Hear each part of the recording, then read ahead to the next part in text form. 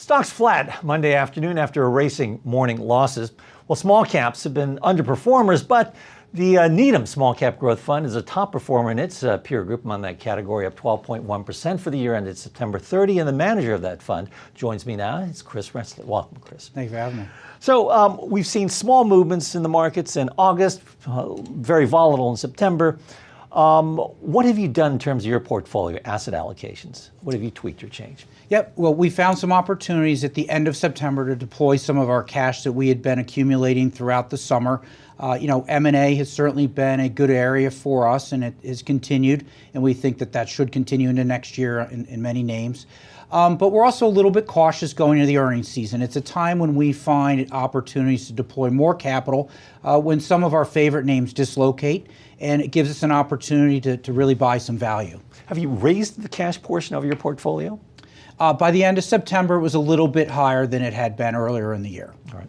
And then value stocks, they've recently outperformed growth stocks. Some say it's perhaps the beginnings of a long-awaited rotation. Do you see that as sustainable, or is it a blip?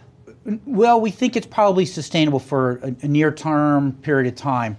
And we say that because what we're seeing globally is a economic slowdown. We're not thinking recession, but we are decelerating, which for many people, it feels like when you take off in an airplane and then the engines slow down a little bit, you kind of like, and I think that's where we are.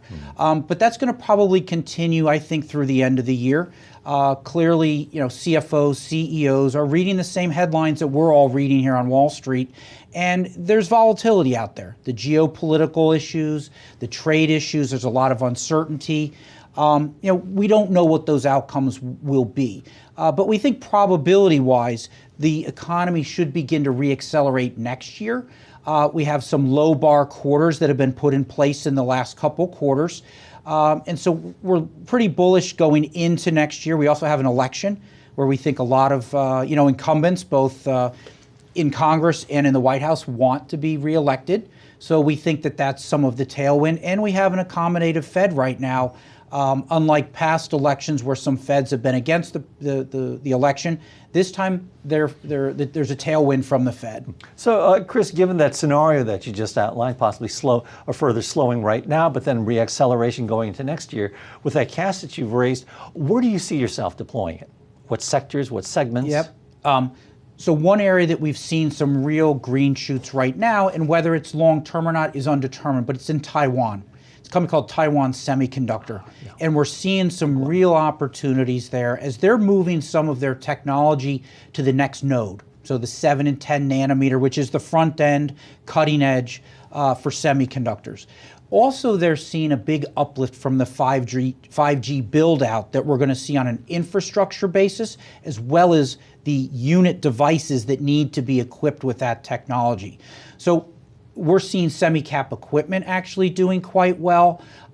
They've been through basically a 2-year period where there's been some slowing. That uplift has begun in August. It has continued. We think that there's still some legs to that recovery. Probably some of the smaller cap companies where we spend a lot of time, we think still have some opportunities. I think that there's been a big premium given to larger cap companies for the liquidity that they provide in this environment that's a little more uncertain. But again, 2020, we think that there's some great opportunities. Any particular name that interests you? There's a company called IIVI is the ticker. It's called 26. It just acquired and was able to close its acquisition of Finisar. It got Chinese approval and then closed very quickly. We think it's a great management team, and it's a management team that we think is prepared and ready to extract the synergies that they've been working on for a period of time, because the approval process took a while. But we think long-term, great company, probably an opportunity for those long-term investors. And lastly, Chris, can't let you go with asking about the Death Star, the Russell 2000, just showing that the shorter-term 50-day moving average undercutting the longer-term 200, which some people take as a bearish sign. How do you translate that? Certainly take it with some caution. Technicals is not our driving force. We do fundamental work, but we do look at the technicals just as a gauge to make sure that we're not really missing something. I think it's something you want to pay attention to going in for the remainder of the year. I think there's memory of last year where the fourth quarter really fell apart for equities. And I think there is some nervousness out there amongst investors to fully commit.